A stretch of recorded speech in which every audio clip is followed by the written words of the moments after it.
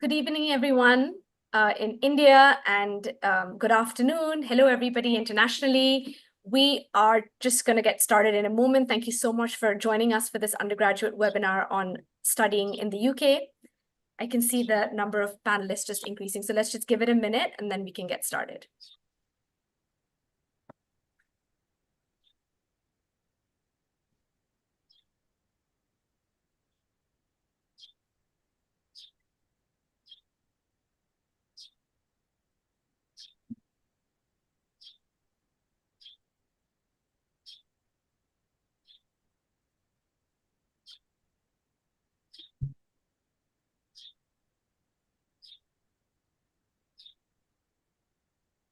All right, thank you so much, everybody, for joining us today. I've got with me Nauman from UCL, Namita Pandey from University of Bath, and Veer Singh Anand from University of St. Andrews. And today we're going to speak about the undergraduate application process to universities in the UK.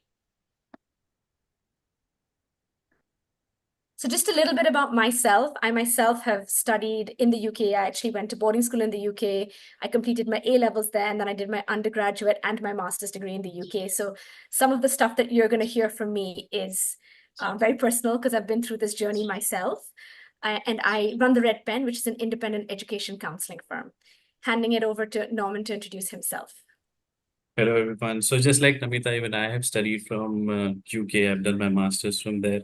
And then after that, I had been working with different universities in the area of recruitment. So currently, I'm representing University College London, UCL, which is one of the top 10 universities in the world. And I look after the India market and, open to any questions later on when it comes forward.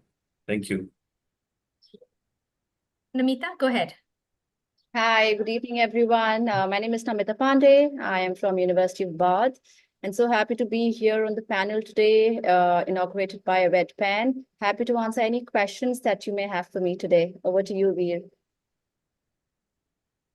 Thank you, and good to be back. Namita, thanks for inviting me again.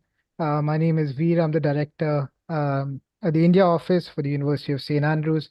And much like Namita, I did my undergrad in the UK as well. So a while back now, but still. So I'm an alum of St. Andrews and representing them here today on the panel. So looking forward to a good session. Thank you. Thank you so much. So welcome, Nauman, Namita, and Veer. We have lots of information to share with you, but we don't want to also use this whole hour to talk at you guys. So please feel free to put all your questions in the chat. There will be a Q&A, and I will be trying to answer many questions as possible. And of course, while some of the other panelists are speaking, I can answer on the chat as well. But just quickly going to give you a brief of the format today. I'm going to talk a little bit about the overview of applying to the UK. Hopefully, won't spend more than 10 minutes on that. Then we're going to talk a little bit about how do you choose your 5 cultures on UCAS, a little bit about the personal statement, and then any additional testing or interviews that you need to do for admissions to undergraduate programs in the UK. And like I said, feel free to put questions in the chat. We will get to them, and there will be ample time for us to answer all your questions. And also, if you have any specific questions about UCL, Bath, or St. Andrews, please, again, put them in the chat, and our experts will answer them at the end of this presentation. Thank you. All right, I want to quickly tell you a little bit about the Red Pen. So we are an independent education counseling company. And what we do is we help students at all rungs of the education ladder. We help with boarding school admissions, undergraduate application and preparation, postgraduate admissions, MBA admissions, and institutional support. This is where we work with schools in different capacities, schools and colleges in different capacities to help them with their counseling efforts as well. But today's webinar is going to be focused on undergraduate admissions to UK universities. Just a little bit about our expertise. We've had 95% of our students are, received their at least top offers to top of their 3 choices.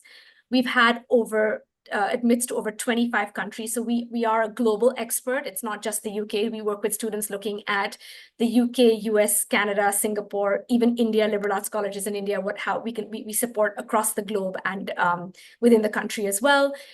our students have been able to get over $65 million of scholarships in our 30 years of inception at the undergraduate level, which is something we're very proud of. And we do know how to support students that are looking at applying to all kinds of majors, whether you're interested in a very academic major like engineering or biochemistry or history, to even arts and film studies. We do have the expertise to support you there.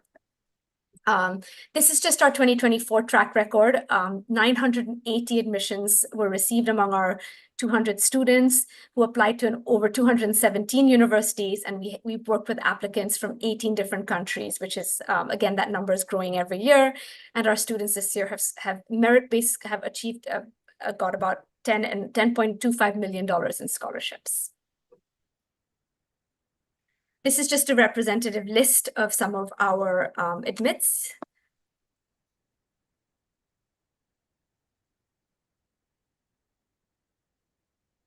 All right, so let's quickly move on to an overview of studying in the UK. Like I said, if you have any questions, please feel free to put them in the chat. So just a little bit about applying to undergraduate degree programs in the UK. You can apply to a maximum of 5 universities through the UCAS portal. Now, whether you're applying as an international student or whether you're applying as a local student in the UK, this is the same rule. You can apply to a maximum of five universities. And typically students will apply to a similar course or a major in each of these 5 universities. And I'll come to that in a minute. So what is the most important thing? The most important thing, which is the base of this little pyramid that you can see on the screen, is the data. What are universities looking at? They want to make sure that you have the right academic ability to thrive at their university. So they're going to look at your predicted grades, and they're going to look at your grade 10 board results. And they're going to make sure that you have the right subjects for the course that you want to study. So just a quick example here, if you're looking at studying economics at any of the top universities in the UK, it's likely that they're going to want you to have studied math at a certain level, whether it's HLAA or HLAI or maybe standard level in some cases. If you want to study medicine, chemistry is going to be a very important subject. So that's the first kind of consideration. The next thing is that you get to write one personal statement. Namita is going to talk a little bit about that later on in the presentation, but essentially it's a 4,000 character statement where you have the opportunity to justify to the university why you want to study that course and what skills you've gained. Now, that one personal statement is going to be seen by all the 5 universities. So you have to be very careful. You cannot apply to, say, University College London for history, University of Bath for biology, and then at St. Andrews for engineering, because maybe the personal statement won't be very coherent. So you typically choose programs or courses that are very similar, so the personal statement makes sense. You're allowed to have one letter of recommendation that can be either from a school counselor or a teacher that teaches you. And we recommend that you have this conversation with your school and they can support you. And you fill up the application form through UCAS. There's some personal information, background information, any work experience that you've had. You do need to upload your 10th grade, your grades. You need to upload your, you put down your 12th grade subjects. And then when you click on send, it typically goes to your school counselor who will upload your predicted grades and then send it off to UCAS. And if your school does not have an account, there's another, you can still click on send and your recommenders will be contacted directly by the universities through UCAS. And what then happens is typically you get a conditional offer. So that's when they're checking whether they think you're going to be a good fit. So the universities will come back to you and say, yes, we really like you, but you must achieve 37 points in the IB with 666 at HL, for example. So you have your conditional offer, you go away, you can continue to do grade 12 and you sit your exams. And once you get your results, if you've met the conditions, you're in. If you haven't met the conditions, you can often have a conversation with the university, or you might have to go through a process called clearing. So this is just a brief overview. If you have any specific questions, please put them in the chat, but we will be addressing some of these things in a little bit more detail in this presentation as well. So just a little bit about finances. How much does it cost you? The tuition does vary. You can see on the screen from £15,000 to about £40,000. Medicine and veterinary science are a lot more expensive. That's from £40,000 to about £70,000 in the UK. Cambridge has the most expensive medical program, and humanities, arts, and education courses tend to be a little less expensive compared to the STEM programs. And one of the things that you do need to also consider is, living costs in a city like London are going to be a lot more than if you're looking at universities outside of London. So that's just something to consider. Just a little bit about scholarships. While, in other parts of the world, there are several scholarships available for undergraduate students. There are some for UK students, for students applying to UK undergraduate programs, but not that many. And it is very competitive. All the universities on this panel do offer some kind of scholarships.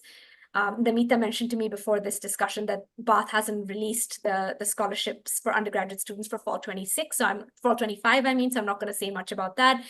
But, and Norman did tell me that there are scholarships that UCL gives where they even cover living costs as well. But there is a separate application and you'll have to apply for those.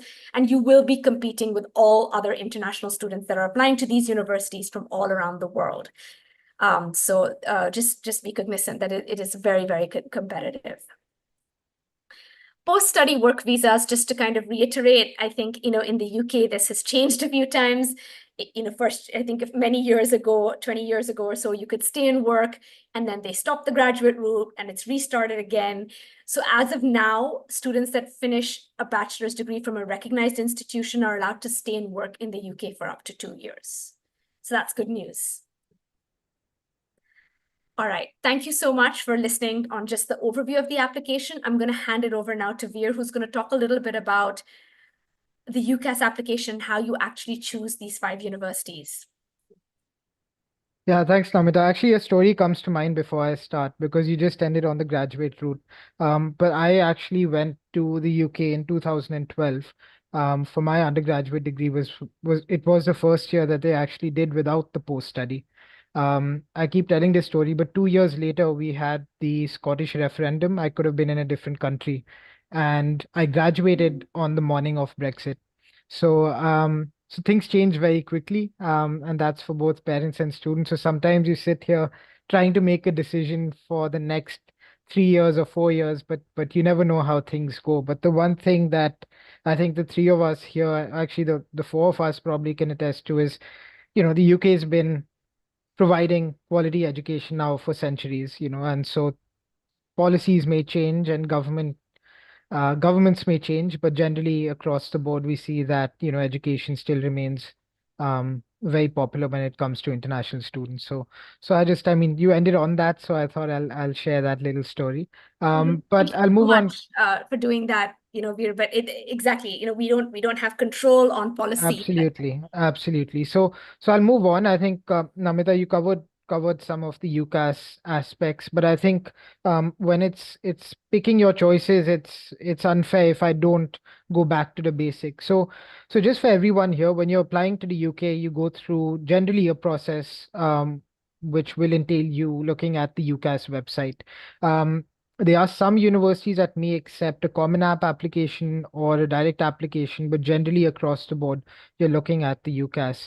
It's also a great website if you want to search for courses and find requirements, and also a little bit more when it comes to certain dates and deadlines and how to write personal statements, worksheets, and so on. So it's not just a portal to apply. There's a lot of information on the UCAS website as well. But the UCAS is very different to, let's say, the Common App. You mentioned there that you're applying to 5 universities, and the same information is going to go to all 5. So the way you strategize is very different, let's say, compared to the States, where you do get the opportunity to apply individually, or at least tailor your application slightly towards the university that you want to apply. So there's 4 basic aspects to a UCAS application. So you've got your grades, you've got your personal statement, you've got a reference. The format of the reference has changed a little bit over the last few years.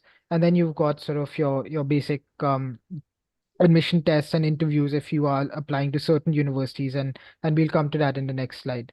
So it's a very streamlined process, but what it means is that each component is extremely important. So you've really just got the personal statement to demonstrate why you want to study a particular course, and that's something that Namita will talk about in her part of the presentation. But really important to make sure that each and every part of this UCAS process is taken care of. So when you are looking at the UCAS, there's some exceptions that I need to to highlight to you. The first is if anyone is looking to apply to Oxford or Cambridge at an undergrad level, you can only apply to one of the two. And you are looking at an earlier deadline to apply, which is a year in advance. So the year prior to when you want to start, in the middle of October. So normally, I believe it's the 15th of October this year. And that includes also applying for medical related courses. So veterinary courses, medicine, Oxford and Cambridge, you're looking at a 15th October deadline to apply. For St. Andrews, we do recommend 30th November, which is St. Andrews Day, as sort of a first gate. We would read after that, but really, you want to try and apply before the 30th of November for St. Andrews as well. So when it comes to doing your research, it's really important that you know which course you're applying for. Do you know what you really want to do in terms of your student experience? Are you someone who will thrive in a city? Do you want to be in London? Do you like a campus better? Is research important to you? Check the minimum entry requirements. So another difference compared to, let's say, the States is the UK is very, very transparent in terms of what the standard or minimum entry requirements are. So you know where you stand in terms of your predicted grades, and if you're meeting those requirements, then do go ahead and apply. If you're significantly lower than the minimum entry requirements, then you really want to ask yourself the question, is that going to be the right place for me or not? So you can put in a speculative application, but generally speaking, for competitive universities, meeting those grade requirements is very, very important. Um, can we move on to the next slide, please?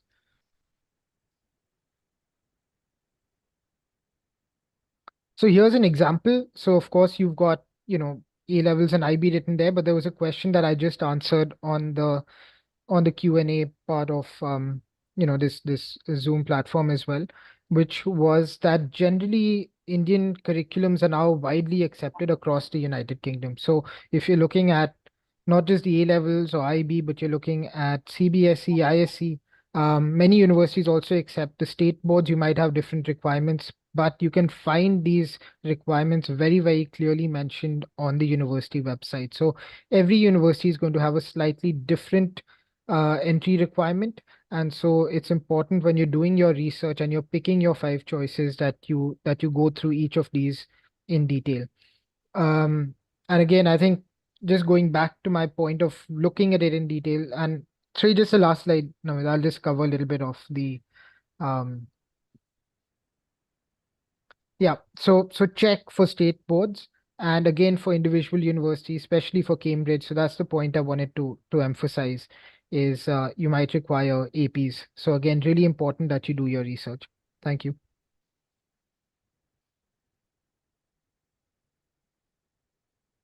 So for me, there's really what I'm going to stress on here is the degree structure. But before I do that, of course, look at the curriculum, what you expected in terms of minimum entry requirements, standard entry requirements. Do universities need additional tests? So, going back to the last slide, you might have to sit for certain tests when it comes to competitive universities. Is there an interview part of the process? And so medicine will definitely have interviews across the board, and then certain universities will as well.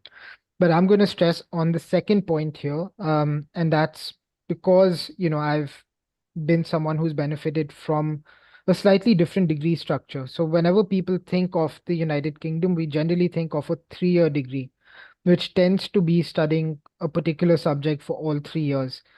Within the UK, you've got 4 countries, so each has a slightly different education model. Scotland, so where St. Andrews, Edinburgh, you've got Aberdeen, 19 universities in Scotland within the UK have a 4-year degree structure. So that's something that people aren't normally aware of.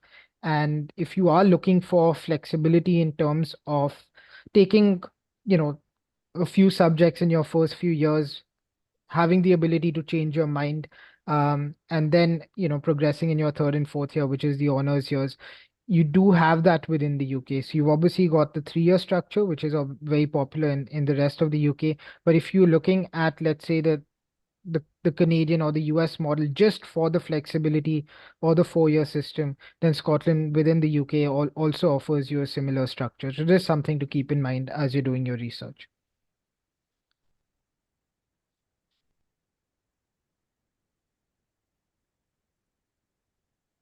Yeah, I won't take too much time here. I'll pass on to Namita post this.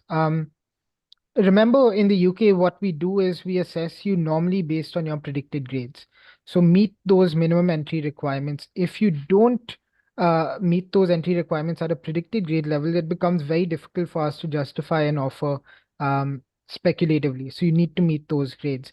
We will give you generally a conditional offer. So the condition may vary. It could be just an overall score. It could be subjects as well. It could be your English proficiency as well. So there are different types of conditions. So you might get an offer, but if you don't meet those conditions later on after your final exams, you don't actually have a seat to study at that point. So it's conditional offers that we normally give in the UK. And so again, this is something that obviously, the Red Pen and the team can support you with. But how you want to strategize and do your research over universities and whether you want to do one reach, three target, one safety. Some people want to do target universities, one safety. How you want to strategize really depends on where you're standing in terms of your current predicted grades and what you're expected to get. So that's really up to you and sitting with your counselors to discuss that. But I would generally always advise, one safety option because it is getting extremely competitive at the top bracket of UK universities. So I'll move on. Happy to take questions. Namita, it's over to you for the personal statement now. Thank you, Veer. Thank you for setting the right tempo. I think as we talked about selecting your universities, I want to lay stress on how do you put your best foot forward. In my opinion, your personal statement is the most important factor in your application. Just for once, put yourself in the shoes of the admissions tutors who are going through a number of applications on daily day basis. The person reading your statement would want to select the best motivated student, and the only way for us to know that you are true is your personal statement. And that is exactly what the head of admissions, David, who heads up our undergraduate admissions, talked about at Bath. He said that the personal statement is very personal and unique to you. And it is, of course, your opportunity to showcase the passion for the subject that you've applied and whether you are the best fit for the university and the course. So personal statements, in my opinion, are not about just what you've done, but actually what you've garnered out of each experience. So for all the students who are attending this session, if there's one thing that I would really want you to take away from the session is make a point in your personal statement, evidence it, explain it through your own understanding of the subject of the university that you would want to apply for. Moving on to the next slide, let's understand the structure of the personal statement. Usually we call it a 70-30 blend. 70% is related to your academics and 30% is the extracurricular activities.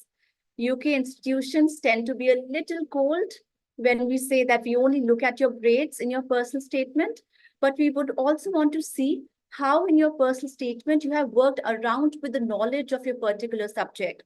I'll give you a little example. One of the students who applied to a med school in one of the UK institutions said in a personal statement that since she was 4 years old, she used to play an Indian classical instrument called sitar. She linked the dexterity of her playing sitar to the dexterity of her becoming a surgeon one day through the intricate use of her fingertips. Now, that's what I call an excellent relation of your extracurriculars with your academics. And how it is structured, it's fairly simple, 4,000 characters on an A4 sheet of paper. Make sure that you adhere by the guidelines of the minimum characters that you can use.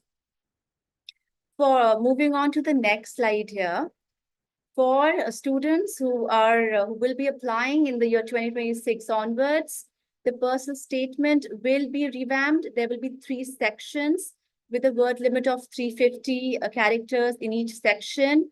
The reason why this change was done was to streamline the process so that all the students are given an opportunity to highlight unique experiences and goals. You can learn more about this change in the UCAS by visiting the UCAS website. And I'm sure your school counselors will be well trained to be able to guide you how to draft a personal statement in here. Now, looking at some of the most overused sentences at UCAS on your screen, Namita Mehta from Red Pen was just speaking about the overused sentences at UCAS. Look, to be very honest, we understand the reason why you've applied to our institution is we understand that you want to get through that program. However, let me give you a perfect example of how a personal statement is being looked at by our admission tutors. Once one student applied to one of our architecture programs at Bath, and in a personal statement, she had written that she really likes Game of Thrones characters and she really likes watching Game of Thrones. And when she turned 16, her mother gifted her Game of Thrones clay model so that she could make those tiny Game of Thrones characters using the clay module. Now, what she had written in her essay was very interesting, and that actually picked up eyes from our admission tutors. She had written she is interested in architecture and she's interested in designing, modeling. In her portfolio, she explained how, using the clay modules, designing Game of Thrones characters, she had actually designed the entire stage of the Game of Thrones show. Now, that's honest. She's not saying she's very knowledgeable. She's not saying that, her mother or her father are the number one architects in India. It is through her own story she's able to kind of convince the admission tutors that, yes, she is interested in architecture. She's done enough to be able to showcase her interest in architecture. With that little story, I'd now like to pass it on to my colleague, Noman from UCL. Thank you, Namita. Thank you for explaining the personal statement with amazing examples. I guess that had been really helpful for our viewers. Apart from personal statement, there is something which is very important when you're making application to various elite universities in UK. And when think about as from the admission team's point of view, that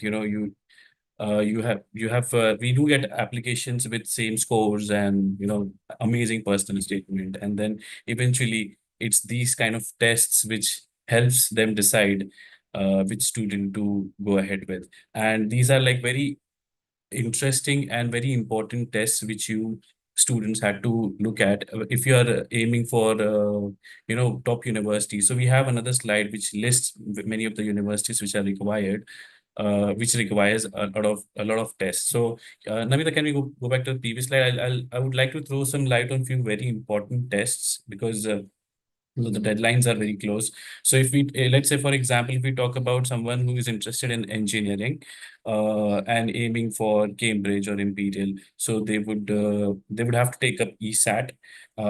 This is one of the tests which usually happens in, not usually, now it happens for Indian students. It happens in Pearson View test centers, and it happens in 2 sittings. So the ones who are interested in applying for Cambridge or Oxford, they will have to take the first sitting, which for this year is happening on 15th or 16th, 15th and 16th of October. So, there are few very important deadlines which you'll have to be sure about when you are, applying for universities like Oxford, Cambridge, Imperial, UCL, Warwick, Durham, Bristol. Uh, like we have already mentioned here, there are various courses which requires different tests in order to facilitate the admissions team to make decision on your application. Along with these admission tests, there are also various other additional tasks which I would like to highlight. So, for example, let's say someone who is, so if we move on to the next slide, I can actually throw more light on that. So you see here, different universities have different various courses which they offer, and they require different other selection tasks to be performed in order to get qualified for the course. For example, like Namita mentioned about the example of the student who did something with Game of Thrones character, and she mentioned something about the portfolio. So portfolio is usually very important for someone who is applying for an architecture course or a designing course. So ideally, all the universities do mention that do mention the additional requirement on their website, on their course page. So whenever you're interested, you should actually read through the course page thoroughly and understand what exactly is required. Usually architecture requires portfolio, I would say law requires a written essay in some cases. Like even in LNAT, if we talk about the so I represent UCL, so I know for LNAT in UCL it is very, so there are two sections in LNAT. One involves MCQs, the section A which involves MCQs of around 42 MCQs, and the section B has an essay to be written, which ideally is to gauge how you think. So that essay is something which is also required. That kind of an essay is also required when the universities do not require LNAT. They usually require these kind of essays to be written and submitted on their application portal.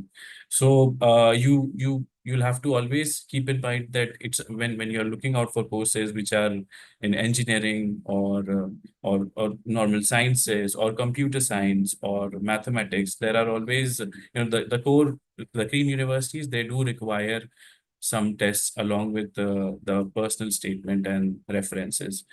Moving on to the next slide. Oh yeah. So along with all these things, I forgot to mention that interview again is also one very important aspect of your application. Uh, Most of the universities, they do require interview in some of the other specialized courses. So make sure that you are very well prepared for this interview. And we have listed few do's and don'ts. And ideally, you do get a lot of reading material for tests like the mock tests which you can go for. You do get videos and you do get a lot of videos on YouTube's and reference material to write personal statement. But I was just searching about where a student can find more about how they can do well in the interview, and I think there's not much of media available. So I thought I'll stress more on this. So the do's very very well articulated here. So you should know your personal statement. Ideally, when the interview start, it usually the interview is not a technical interview for any student. So it is there's something where you need to know your personal statement in and out. So you would be asked about, they want to gauge what exactly you have written in your personal statement, and read around your subjects in the interview. So having a deep understanding of your chosen field is essential. So beyond your school curriculum, read articles, books, other resources related to your subject, and that will really help.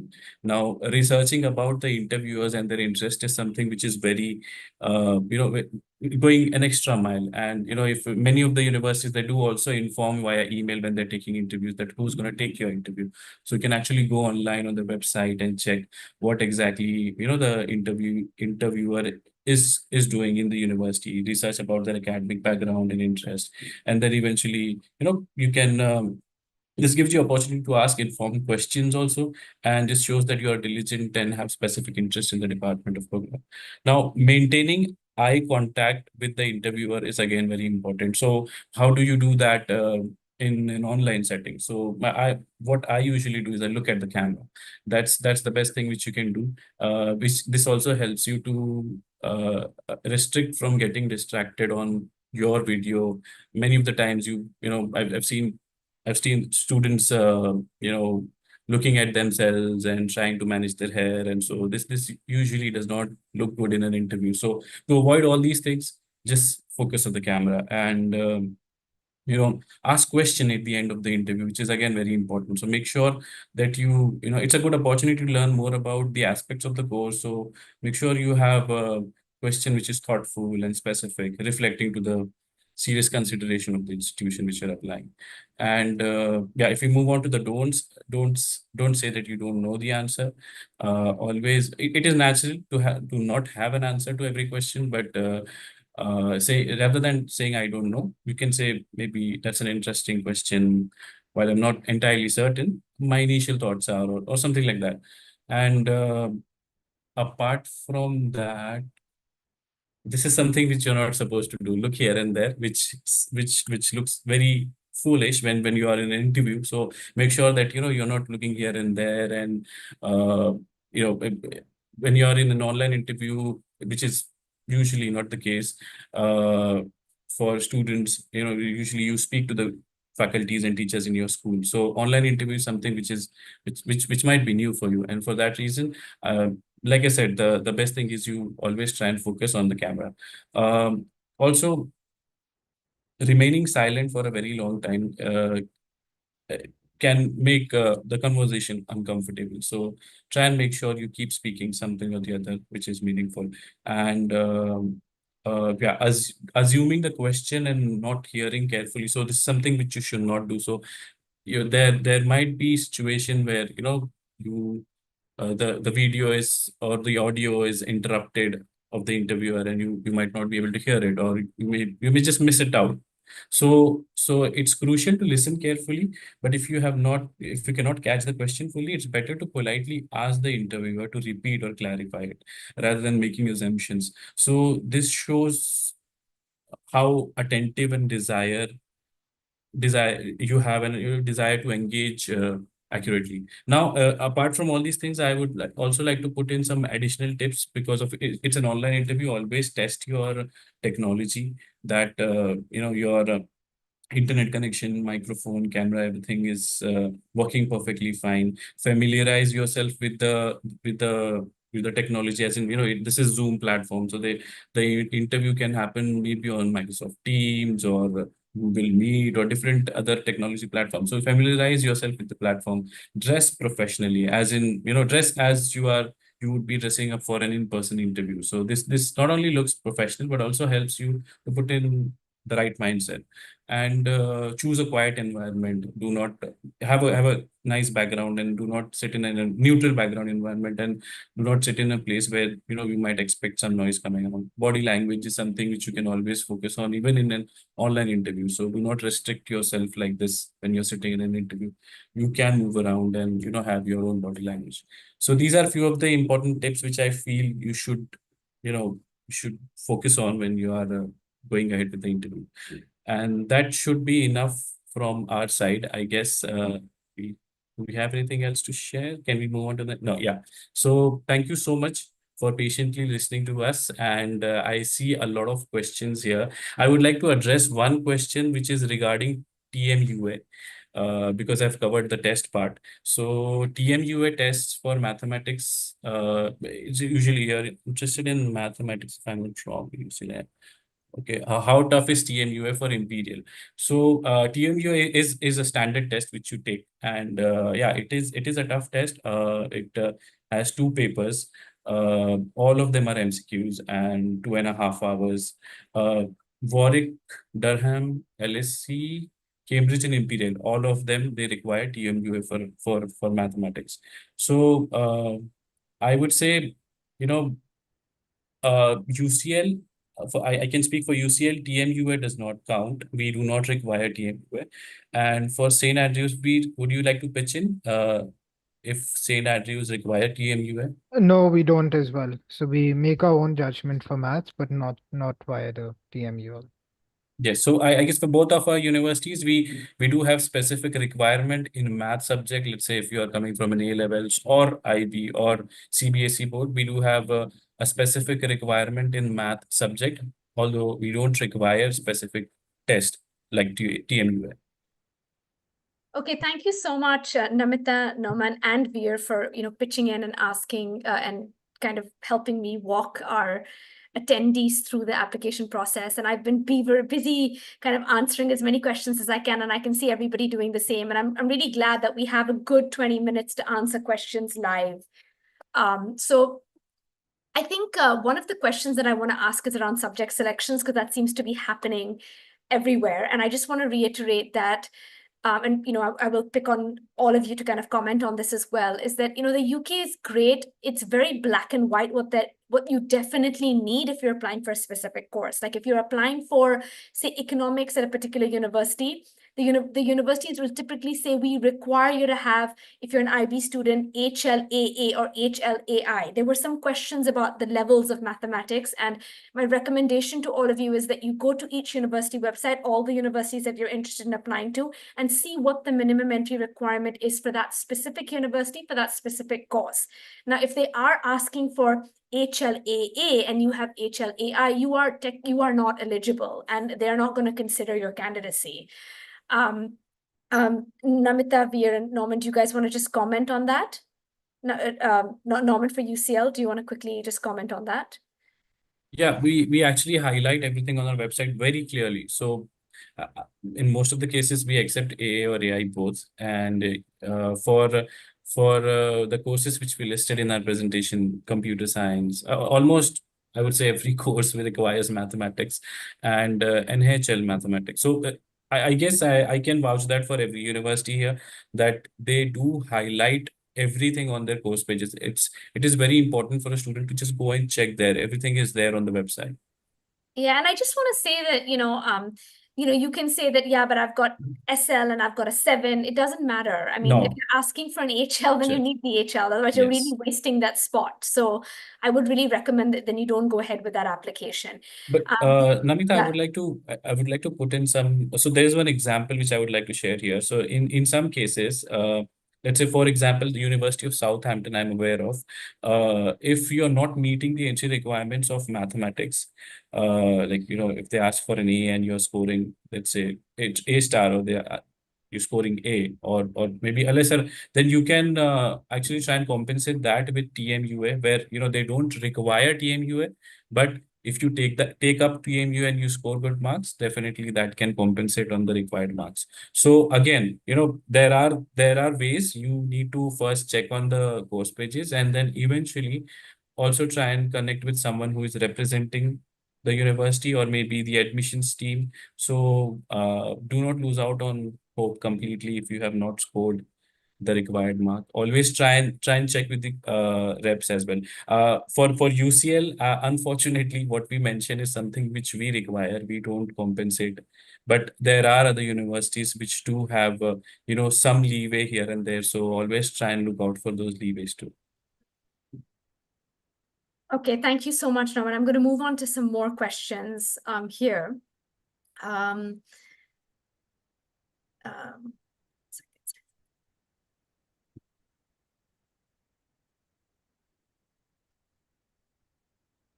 Yeah, if all of you just want to comment on the importance of the IELTS in your application process. Namita, can you go first? Because that question's come up a few times. Yeah, absolutely. So all the students who are coming from IB curriculum, A levels, Cambridge, need not take IELTS. Students who have done their schooling from CBSE, ICSE, and have scored 85% and above for a course wherein the band required is 6.5 will be exempted. However, state board students will have to take IELTS, TOEFL. At Bath, we also accept the Duolingo examination because over the period of time, we've come to realization that Duolingo is much more pocket friendly, and a lot of students are using Duolingo because it is saving a lot of time for them. So these, apart from just IELTS, TOEFL, Pearson English, we also accept Duolingo. Students need not take IELTS. Again, just reiterating in case if I'm not covered, IB, A levels, or Cambridge are exempted from IELTS and the other equivalent English examinations. However, students from state boards need to take IELTS, and for CBSE and ICSE, it's 85% and above. Perfect. Thank you so much. Veer, do you want to comment on IELTS as well? And then, Yeah, I think it's really difficult to answer because it's clearly different across universities. So Different, for us, we would normally expect it, from Indian students, and there's certain cases we might be able to make an exception, but we won't know till we actually see the entire application and make that decision.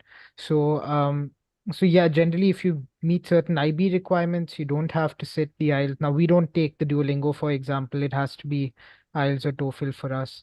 But the one thing that I will say is the IELTS is not like your high school grades, it's not something that we'll make a decision on. So if you've got an 8 in the IELTS versus 7 in the IELTS, as long as you're meeting the IELTS requirements, the UK VI, which is the body that issues the visa, they allow the universities to make a decision on how we've judged a student's English. This is one way to do it. And so this is often a something that you just have to meet. So it's not that getting a high IELTS score is going to impact your application, but it's something you can even sit later. So if you haven't given the IELTS and you feel you might be exempt, it's worth applying in time. And then if a university does still require you to sit the IELTS or TOEFL, whatever they require, they'll put it in your condition, and then you can meet that requirement later as well. So just to be clear, that the IELTS isn't like your high school grades or an SAT, ACT. It's more sort of something that we require at the time of visa to make that judgment on someone's English. Thank you so much, Veer. Nauman, do you want to quickly also comment on the IELTS for UCL? Yeah, I would second to what Veer has said. It's different for different universities, and the best suggestion he gave is, if you have not taken up, you can still wait as long as you are applying a little earlier. If it's late, then I would say, okay, talking about the PG students at all here, so it's just UG. So yeah, I would say for UCL, Indian boards, we do require IELTS, and A levels, IB.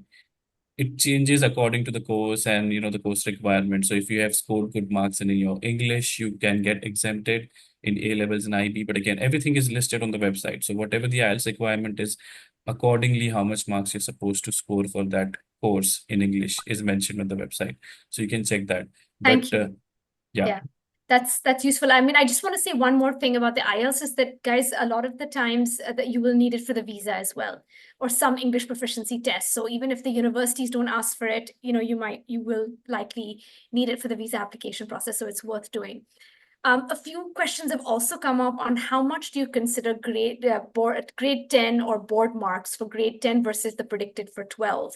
So can you guys also answer that? Namita, if you want to start. Yeah, well, the admission tutors do look at your grade 10 examination results as well. The reason being they want to see progress happening. However, be rest assured that we will not hold that against you. There is a feature in UCAS that you have to enter your grade 10 details as well. But again, that is done on subjective basis. They will be looking not at all the applications, but at few applications that required assessing.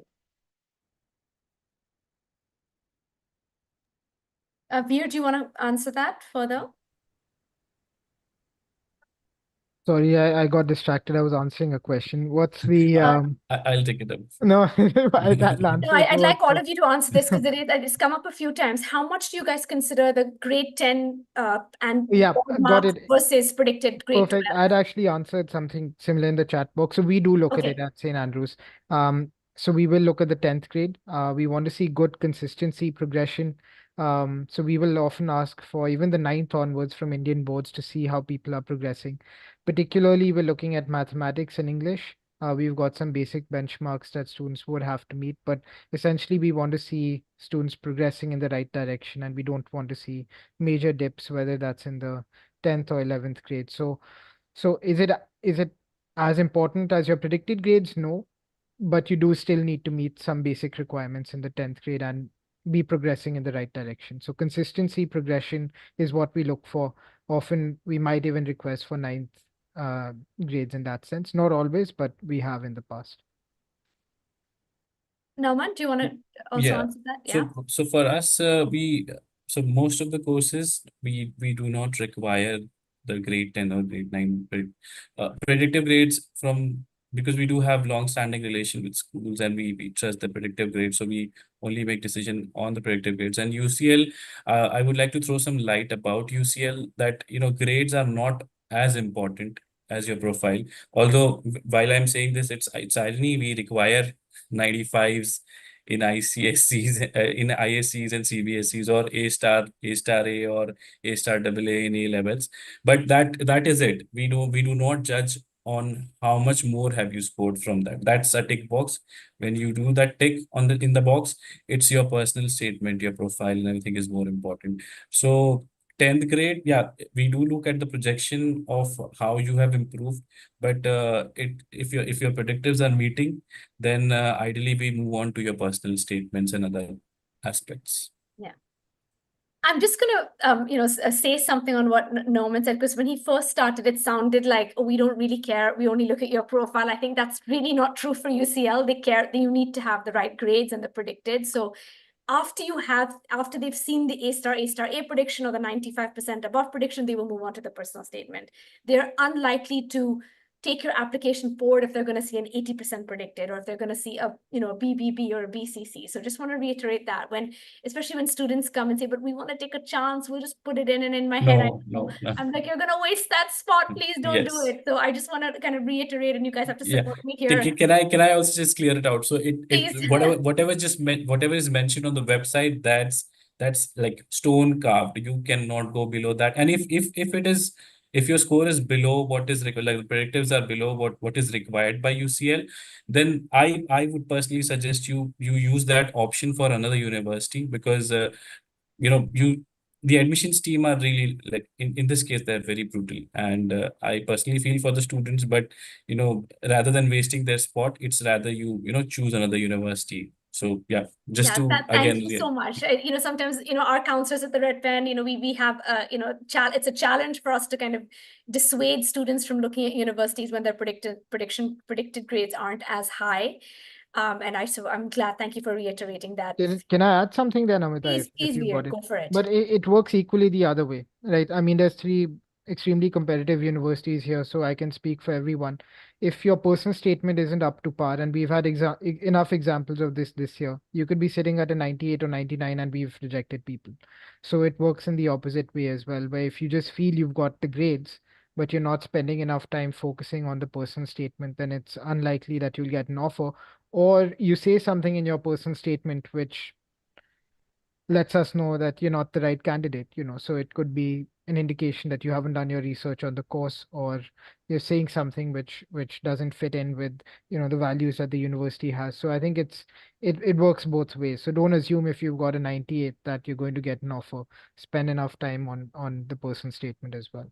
Oh, 100%. I mean, I think what I always say is that once you have the predicted grades, then you're on the table. Then that's when the rest of the stuff starts mattering. So this isn't a question in the chat, but I do want to talk a little bit about it. Is when you're applying to the UK, choosing the major or the course that you want to apply to. And I think with UCL and Bath specifically, it's very very specific. If you decide you want to study, say, history at UCL, the 3 years of what you're going to be studying is pretty carved out on the website. It's pretty clear.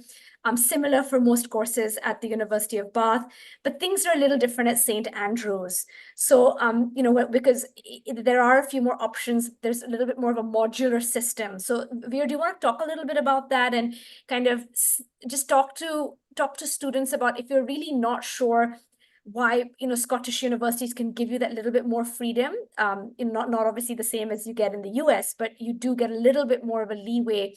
And if Norman and Namita also want to just kind of comment and see if there are any liberal arts programs that are offered at their universities where there is a little bit more flexibility when you're choosing. So Veer, do you want to go first, and then we can go to absolutely.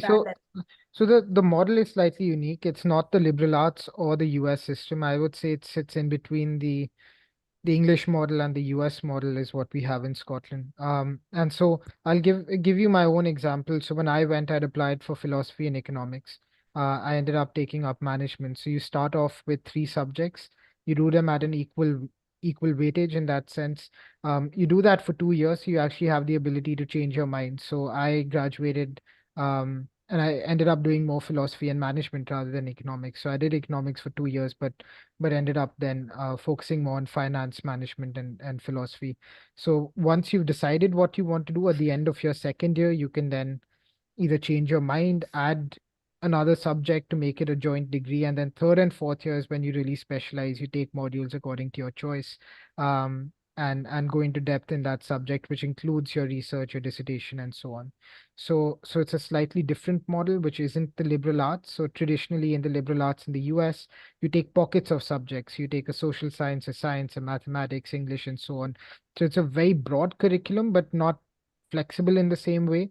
But you can go in undecided and so on. Whereas here you do need to indicate what you might want to study. So it's a great program. It fits a variety of different people. If you want the flexibility and breadth, it fits that kind of a student.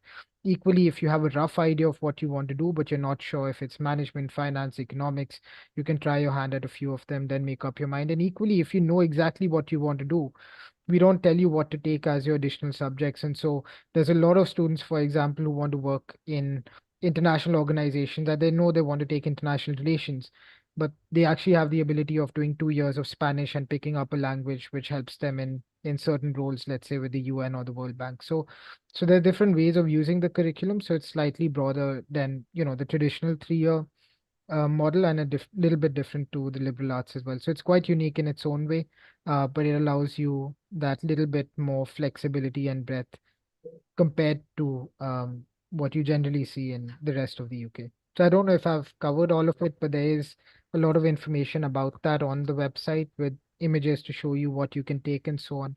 But that's just a quick summary.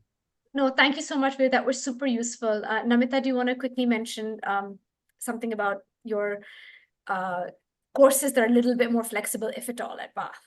Absolutely. I think one thing that's not very well known in India about Bath is that there's a lot of cross-discipline approach that we follow.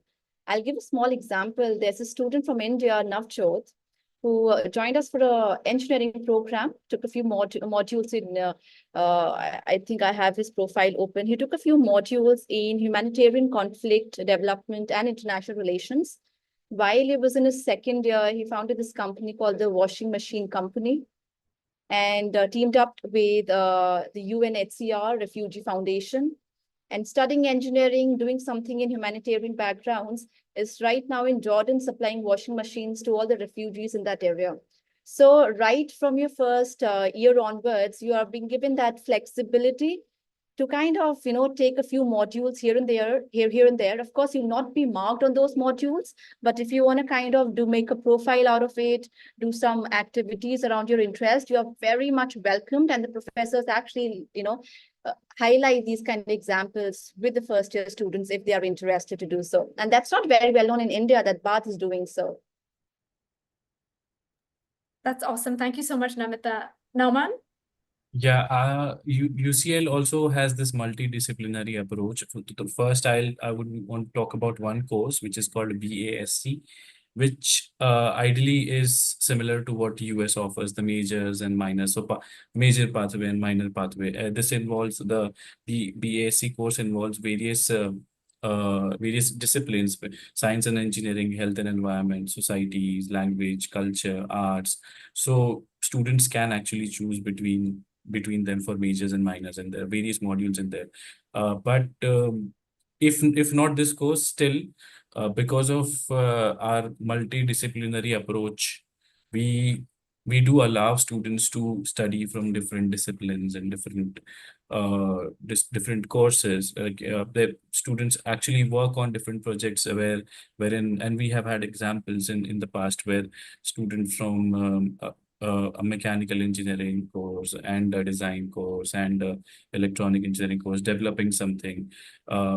Also, students from management and engineering developing an innovative project. So a lot has happened in the past wherein there is flexibility.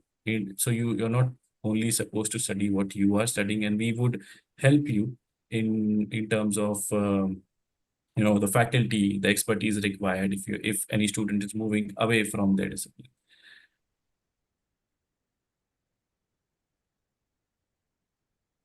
Okay, super, thank you. I can see we've run out of time, but there's one more question that keeps reoccurring. So if you guys can please answer that. It's a little bit about extracurricular activities.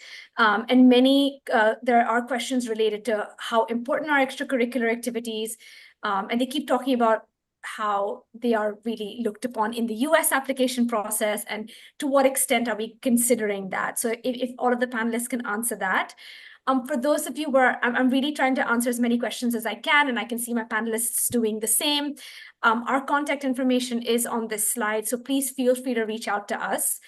And I just wanted to say one more thing. For those students that are based in Mumbai, Namita, Veer, and Norman will be visiting the Red Pen office, where they're going to give a presentation about their respective universities, and then they can answer questions one-on-one and speak to you. We will send out more information about that. We're very excited to have them in our office in Mumbai. So just giving you a heads up, but I'm going to now hand it over to my panelists to answer the question about extracurricular activities before we end this session.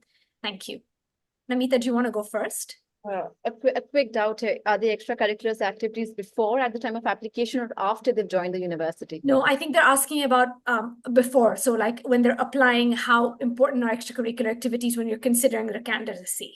Yeah, I think What kind of extracurricular activities are you looking for? Lovely. Thank you, Namita. So when it comes to extracurricular activities, they're equally important. What we need to understand is the kind of applications that we are receiving are, the students are able to make through the minimum entry requirement. Then at the next stage, what we look at is what over and above have you done to, to understand your subject, to learn more about your subject. And if you're able to relate your extracurricular activity to the main subject area that you've applied for, it will actually tick box all what we are looking forward to, as I reiterated in my examples earlier. Whatever extracurricular activities you are interested in, if you are able to give evidence on how it has helped you with the course that you're applying for, to learn about it, to increase your knowledge, I think that is something that will be viewed by admission tutors in a very positive manner. Thank you so much, Veer. And do you want to just mention a little bit about extracurricular activities in the application process? Yeah, I can happy to talk about that. I mean, I can just talk about myself and when I read applications.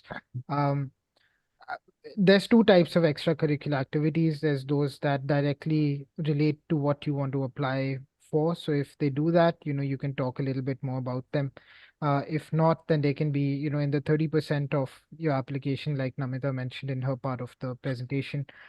If it connects back to your subject, if it showcases certain skills that maybe you need in the subject, certain transferable skills that are generally needed in the classroom, then you can talk a bit about them. But if they don't connect back to the subject, then I won't really elaborate too much on them beyond the point. So if it makes sense to put it there from a subject perspective, then yes. Otherwise, it'll be in that 30% that Namita was talking about. Shall I go ahead? Yeah, please, Norman, please go ahead. I would second with the thoughts here.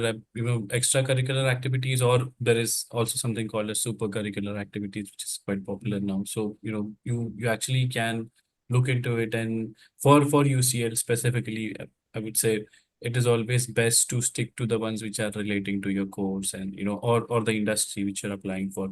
Although the way Namita mentioned that you can creatively use various extracurricular activities from your life, which somehow creatively links to your, like the use of fingers to play with the strings and then using the same fingers for surgery, that creates a link. So yeah, you can use that, but mostly we would want you to cover the various activities which are revolving around your course. For example, research projects. If you can, I've met students. I can share a few of those activities which I come across when students are speaking to me in the fairs. And so there are students who had done podcasts on. So this is something which is very unusual, right? And yeah, it still really helps. There are students who have worked with professors in research, and they have their name on the paper, which surprises me, being a 11th and a 12th grade student.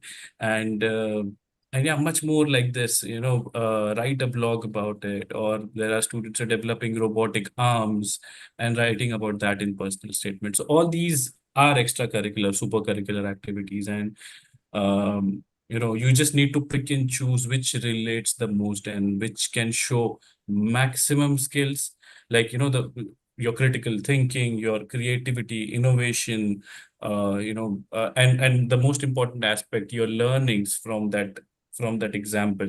So ideally, you're supposed to highlight your learnings from the examples more than just writing the example in your personal statement. So make sure, all these things are there. And I think Veer wants to add into Yeah, some. no, thank you so much for that, Norman. It's super useful. Veer, do you want to add something?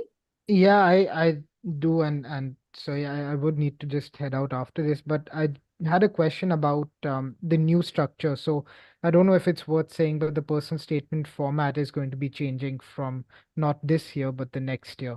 And I think there's just because this question has come about, I think the prompts, so rather than a free-flowing essay, what the UCAS is now going to be asking is 3 particular prompts or questions. So it's really, why do you want to study this course or subject? What qualifications have helped you prepare it? And then lastly, outside, your school education, what else have you done really to prepare for this course? So I think in a certain sense, these prompts actually point you in the right direction. They sort of, help you answer those questions. So again, if you look at those prompts, it's really asking for everything that we've spoken about. It's nothing different. It's just putting it in a slightly different format. So I don't know from the audience if there's someone who's applying, not this year, but for the 26 intake, they'll obviously maybe be looking at a slightly different format, but everything still would have to be subject specific. Thank you so much. I've kept you guys over time, and I know that everybody has busy schedules. Thank you again, Namita, Veer, and Noman, for spending the evening with me and the students of the Red Pen and other prospective students who are looking at the UK for an undergraduate education. It's been a fantastic conversation with all 3 of you, and I look forward to seeing you in our